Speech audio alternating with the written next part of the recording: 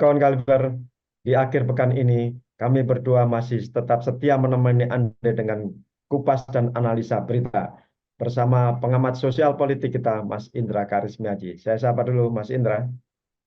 Selamat berakhir pekan, Mas Edi dan kawan Kaliber semuanya. Senang sekali kita tetap berada di udara untuk menemani akhir pekan kawan Kaliber semua dengan membahas berita-berita politik yang terverifikasi oleh Dewan Pers karena munculnya di media-media mainstream. Ya, Apa nih Mas, Sabtu-Sabtu nih kita mau bahas apa nih? kayak masih tetap di udara itu kayak RRI tempo dulu, Mas. Baik, kita bicara dulu soal utang negara kita. Ketahuan usia berarti ya. Kita tinggalkan dulu pilkada-pilkada itu, kita menuju ke utang. Jadi nggak tahu dari masalah ke masalah lagi. Saya ambil dari kompas.com. Tim Prabowo Gibran luruskan pernyataan Hashim soal kenaikan rasio utang. Tim gugus tugas sinkronisasi Prabowo Gibran buka suara terkait kabar yang menyebutkan Presiden terpilih Prabowo Subianto akan menaikkan batas atas rasio utang pemerintah terhadap produk domestik bruto atau PDB. Sebagai informasi, kabar tersebut diungkapkan langsung oleh adik sekaligus penasihat Prabowo Hashim Joyo Hadikusumo dalam sebuah wawancara bersama media asing Financial Times di London, Inggris. Ketua Tim Gugus Tugas Sinkronisasi Sufmi Dasko Ahmad mengatakan, sampai dengan saat ini Prabowo Gibran masih berkomitmen untuk menjaga rasio utang di kisaran 30% terhadap PDB. Hal itu selaras dengan janji Prabowo untuk menjaga defisit anggaran pendapatan dan belanja negara atau APBN di level 3% terhadap PDB. Pemerintah tetap teguh pada komitmen terhadap pengelolaan fiskal yang berkelanjutan dan yang berkelanjutan dan hati-hati, tutur Dasko. Lebih lanjut, Dasko bilang pemerintahan ke depan memiliki 3 tujuan utama terhadap pengelolaan fiskal, yaitu menaati praktik kehati-hatian dengan membatasi defisit sebesar 3%, serta mempertahankan rasio utang terhadap PDB dalam status quo, dan melanjutkan disiplin fiskal yang telah ditetapkan pada masa pemerintahan Jokowi, katanya. Terkait dengan pernyataan Hasim, tim gugus tugas transisi menyatakan pemerintah ke depan tidak akan menaikkan utang tanpa menaikkan pendapatan negara. Pemerintah ke depan akan fokus pada penciptaan lapangan kerja untuk merangsang pertumbuhan dan menghasilkan dolar untuk membiayai pertumbuhan ekonomi. Dilansir dari Financial Times, adik sekaligus penasihat Prabowo Hashim Cholyo Hatikusumo menyebutkan Indonesia masih bisa menaikkan rasio utang terhadap PDB hingga 50%. Jadi di dalam tim Prabowo sendiri ada perbedaan soal rasio utang ini. Oke, yang pertama kan kita sudah mengulas ini berulang kali ya. Kondisi keuangan negara kita di tahun depan itu jauh lebih berat daripada di tahun ini atau tahun-tahun sebelumnya. Kenapa? Yang pertama karena jatuh tempo hutang, Mas. Ya, Hutang kita memang 8 ribuan triliun sekarang, tapi yang jatuh temponya itu 800 triliun. Itu kan sudah membebani APBN ya, kita sudah berulang kali membahas ini. Ditambah lagi memang Pak Prabowo kan ingin memenuhi janji politiknya, yaitu program yang tadinya namanya makan siang gratis, sekarang menjadi makan bergizi gratis.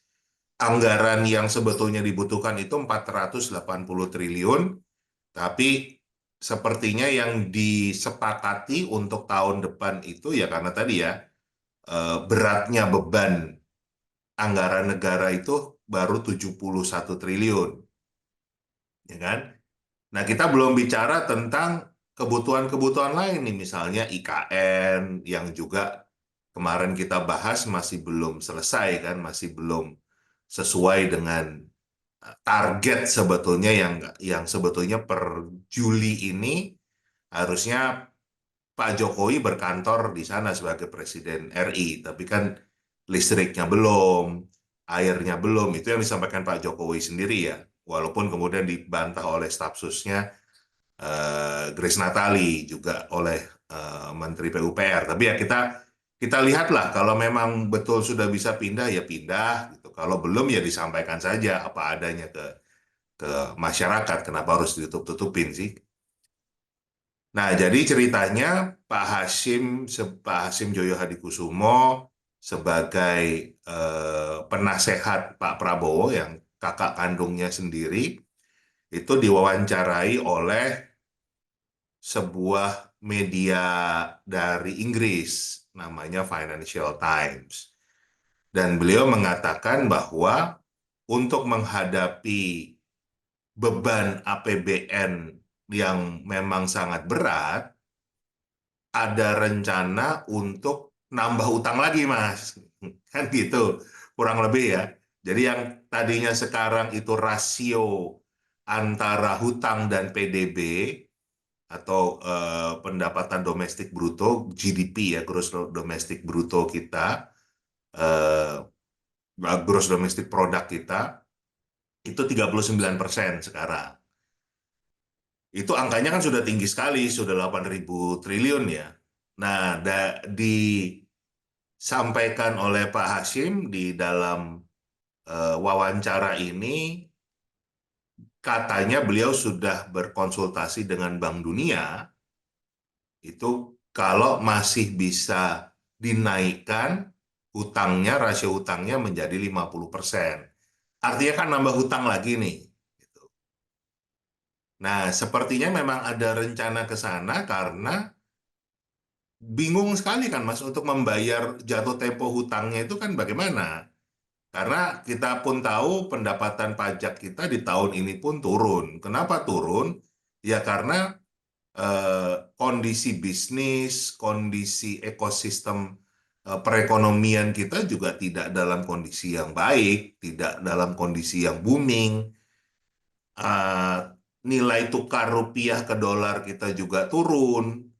Jadi secara competitiveness atau untuk tingkat kompetitif kita itu menurun. Biaya kita menjadi lebih mahal untuk import segala macam karena dolarnya juga naik. Jadi ini bukan dalam kondisi yang menguntungkan untuk semua, ya termasuk untuk negara sendiri ya. Kalau bisnisnya tidak booming, tidak profitable, tidak mendapatkan keuntungan yang tinggi, ya otomatis pajaknya juga turun kan. Kita juga tahu BUMN juga malah banyak yang bangkrut, banyak yang terlilit hutang tinggi, termasuk mereka terlambat untuk membayar vendor-vendor, itu kan banyak beritanya juga ke sana. Nah, semua berdampak lah. Nah, repotnya kan kalau tahun depan ternyata sudah jatuh tempo, kita tidak mampu membayar hutang, ya didatengin debt collector kan Mas. Cuman ini debt collectornya debt collector yang beda nih kan gitu karena jatuh temponya 800 triliun nih kan gitu. Bukan bukan cuman sejuta 2 juta kan gitu, tapi 800 triliun. Nah, itu yang sepertinya kalau dari yang disampaikan Pak Hasyim ini ada upaya untuk ngutang lagi untuk bayar hutang kan gitu. Jadi gali lubang tutup lubang. Tapi memang nggak punya opsi lain kan sebetulnya. Mau gimana kita dengan tekanan beban APBN yang begitu berat, masih ada juga janji-janji politik atau kemungkinan ini kita banyak dapat komentar kan tentang berita yang kita kupas tentang IKN gitu. Banyak kawan kaliber yang mengatakan justru kita ini tidak bangga dengan adanya IKN. Kita ini ingin Pesimis. IKN itu mangkrak, pesimis, dan lain sebagainya. Bukan itu, kita justru ingin mengupas dan menganalisa supaya kawan kaliber semua masyarakat Indonesia itu memahami kondisinya seperti apa dan apa kan kecenderungan banyak hal yang ditutupi ke masyarakat termasuk berita yang muncul di media asing ini. Berarti kan memang sudah ada pemikiran, sudah ada rencana, bahkan sudah ada konsultasi dengan Bank Dunia. Kalau untuk bisa membayar jatuh tempo hutang, kalau untuk melaksanakan berbagai macam kegiatan pemerintahan di tahun 2025 dan seterusnya ya. Jadi eranya Pak Prabowo ini ya harus nambah hutang lagi. Nah, tinggal sekarang itu betul-betul bermanfaat nggak untuk rakyat Indonesia? Kan bahaya juga kalau kita menambah hutang yang semakin luar biasa banyaknya, tetapi tingkat korupsinya juga tinggi. Kan akhirnya betul-betul tidak bermanfaat untuk rakyat nih. Kelihatannya aja untuk melakukan pembangunan, melaksanakan janji-janji politik, tapi di dalam situ nanti punya banyak sekali tindakan korupsi di para pejabatnya. Nah, ini kan catatan buat Pak Prabowo dan timnya nanti ya, bagaimana juga dalam dalam memilih tim untuk membantu melaksanakan tugasnya, ya satu harus dipilih mereka-mereka yang punya kapabilitas. Karena betul-betul ini kita dalam kondisi yang sangat berbahaya kan. Nggak bisa ini sekedar untuk bagi-bagi jabatan, akhirnya jabatan yang penting itu diisi oleh orang yang tidak kompeten, yang tidak punya kapasitas, kapabilitas, rekam jejak di bidang itu. Ini hal yang sangat penting. Kita mengingatkan Pak Prabowo ya, kita bukan nyinyir, bukan mencari-cari kesalahan, tapi melihat kondisi yang sangat betul-betul berat ini, Pak Prabowo harus dibantu oleh orang-orang yang kompeten. Yang kedua, ya orang-orangnya juga yang bersih. Sebisa mungkin ya tidak punya indikasi untuk menggelapkan uang negara, memakan uang negara, melakukan tindakan korupsi. Karena memang betul-betul ini bebannya sudah berat, kalau dikorupsi lagi, wah ini betul-betul akan menjadi eh, apa ya, masa gelap buat anak cucu kita nih, karena hutang kita harus dibayarnya eh, betul-betul dalam waktu yang lama dan bebannya berat kan. Bayangin kita kita akan habis untuk nyaur utang, untuk membayar utang kan gitu. Ya. Nah, ini diawali dengan kondisi itu, Mas. Apa yang disampaikan Pak Hasim itu menurut saya adalah satu hal yang memang wajar dan sepertinya merupakan opsi yang paling memungkinkan ya untuk bagaimana menambal lah beban keuangan negara kita. Tapi berita ini kan langsung diklarifikasi atau diluruskan oleh tim dari Gerindra sendiri. Ya karena ini kan bisa bisa membuat chaos ya gitu loh. Karena ya rakyat kan selalu berpikir loh, ini belum menjabat aja udah mengutang lagi kan gitu. Ini kan yang sangat wajar untuk itu muncul di benak rakyat ya, di benak kita semua ya. Kok utang lagi, belum apa-apa utang lagi. Tapi ya memang memang faktanya kondisinya sangat berat dan saya sendiri sepertinya nggak melihat ada cara lain kecuali untuk menambah hutang. Karena untuk meningkatkan pajak misalnya, ya bahkan kemarin ada berita banyak pihak seperti HIPMI misalnya, Himpunan Pengusaha Muda Indonesia itu justru meminta kalau kenaikan pajak pertambahan nilai (PPN) itu ditunda karena kondisi perekonomian lagi nggak bagus gitu, daya beli masyarakat lagi turun. Kalau ditingkatkan lagi PPN-nya, ya semakin orang malah nggak mau belanja kan. Tapi ya tadi di sisi lain, kalau pemerintah nggak menaikkan pajak, terus untuk membiayai kegiatan pembangunan kita, membiayai kabinet, membiayai segala macam, termasuk membayar hutang ini gimana caranya? Jadi ya betul, timnya Pak Prabowo sendiri memang dalam kondisi yang sangat sulit. Nah, disinilah kita bukan ingin eh, menambah beban beliau, ya kan, dengan kondisi ini, tapi ya ayo kita sama-sama berpikir untuk mencari jalan keluar. Ya salah satunya adalah kalau memang kita butuh menambah hutang, tapi tolong hutangnya itu yang betul-betul satu dimanfaatkan 100% untuk kepentingan negara, kepentingan rakyat, bukan Dan pengawasan kepentingan. yang ketat, Mas. Kenapa? Dan Pengawasannya pengawasan yang sangat ketat. ketat. Jadi jadi ya nggak bisa asal nambah hutang, tapi kemudian tingkat korupsinya juga tinggi. Jadi butuh penguatan lembaga-lembaga anti korupsi seperti KPK. Itu jangan seperti sekarang kondisinya, harus kembali, minimal kembali seperti awal berdiri dulu yang memang betul-betul punya punya legitimasi yang tinggi, orang itu juga percaya dengan lembaga ini. Itu yang sangat penting ya, mengembalikan lagi kepercayaan rakyat terhadap lembaga anti rasuah yang sekarang kan hancur. Kenapa? Ya ketuanya sendiri aja malah malah terjerat kasus korupsi kan, bayangin lembaga anti korupsi tapi ketuanya sendiri terjaring kasus korupsi. Nah, itu yang kita tidak ingin lah. Diperkuat itu, kemudian ya tadi harus memilih pembantu-pembantunya yang kompeten, Ya, ya kan? Dan Mas, ini bukan saya bagi-bagi jabatan. ya, saya ulangi lagi kutipan dari kompas.com tadi soal ucapan dari Sufmi Dasko Ahmad. Pemerintah ke depan akan fokus pada penciptaan lapangan kerja untuk merangsang pertumbuhan dan menghasilkan dolar untuk membiayai pertumbuhan ekonomi. Nah, menurut Mas Indra, cukupkah dengan menciptakan lapangan kerja ini untuk dan kemudian menghasilkan dolar untuk menutupi utang-utang kita atau paling tidak untuk memenuhi pembayaran cicilan ini nanti jatuh tempo ini nanti. Kalaupun bisa, itu kan nggak mungkin akan terselesaikan dalam waktu 1 tahun, Mas.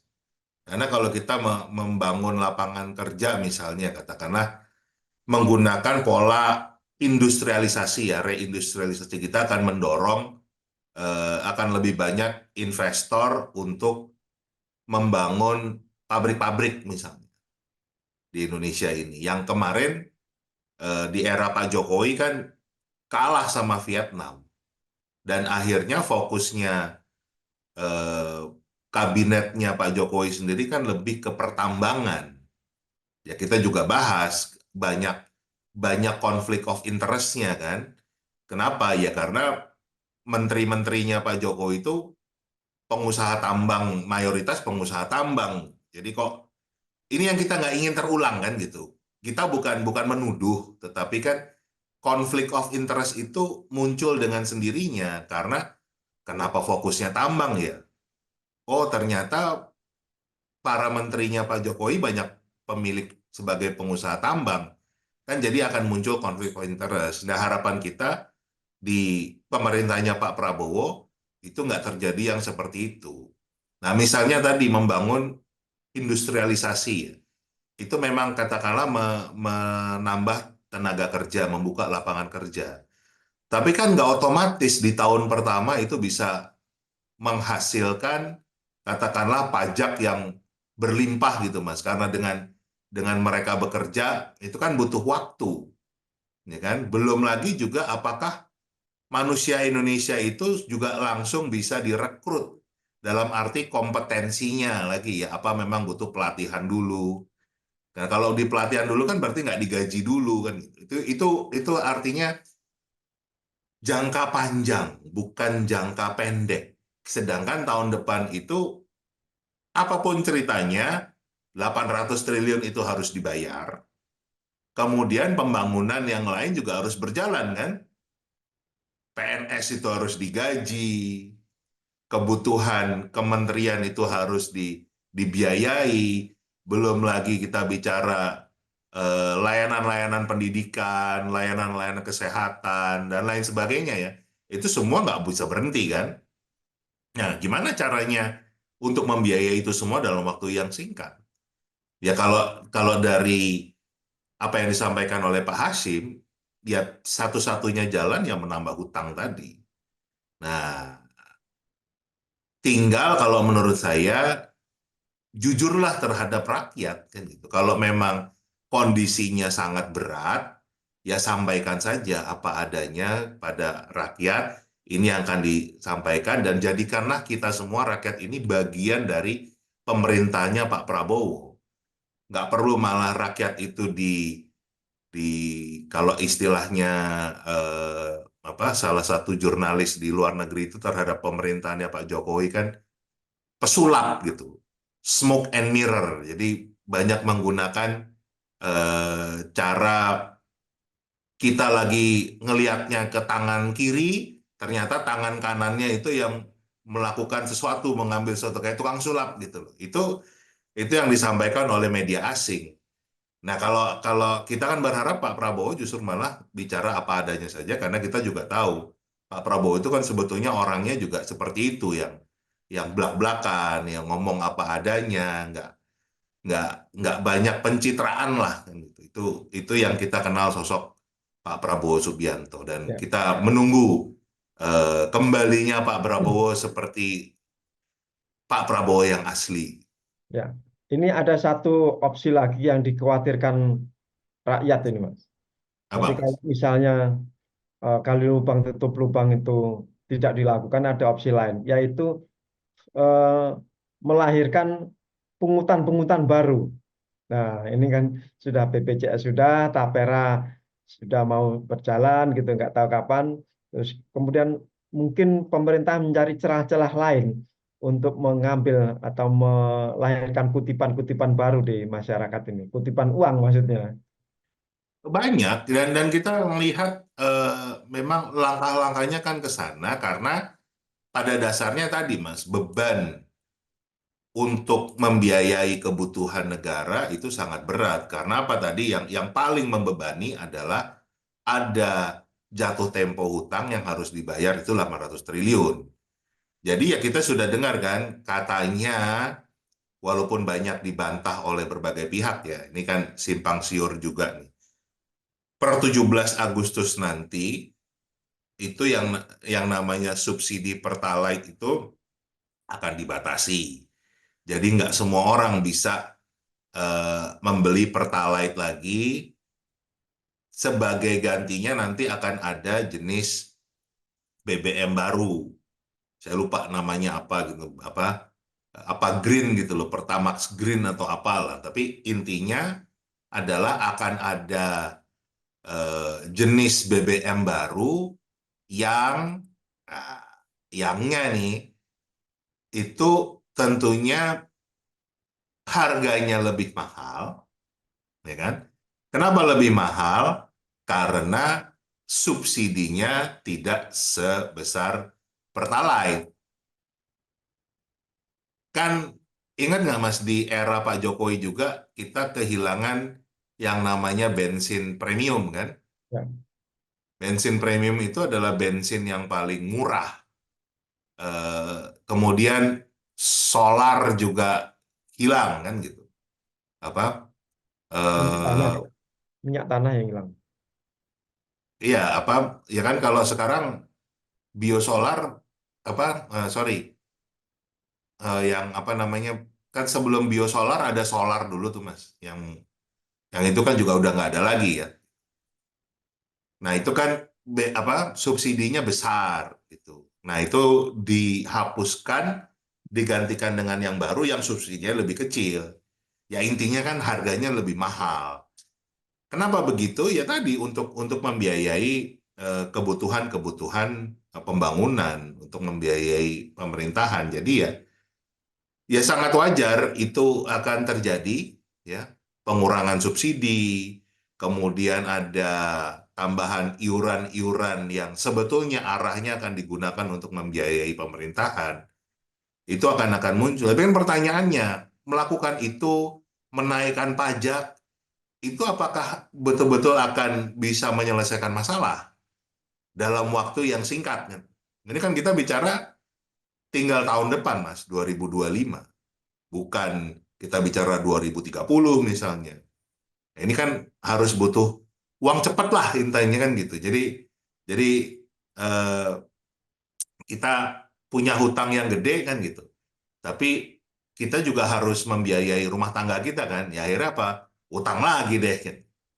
Nah, itu yang sepertinya akan diambil, ya tinggal kita mengawal lah, mengawal itu supaya tetap pemanfaatan ketat dan betul-betul dimanfaatkan untuk kepentingan rakyat, dan saya menyarankan jujurlah kepada rakyat. Jadi Apa adanya saja, ada problem, ada masalah, itu disampaikan saja dan jadikan kita sebagai bagian dari pemerintahan Pak Prabowo. Jangan malah kita disingkirkan, tidak didengarkan. Ya memang pasti jeritan itu akan ada ya. Tapi kalau kita ini bersama-sama, tentunya menanggung beban itu akan lebih ringan.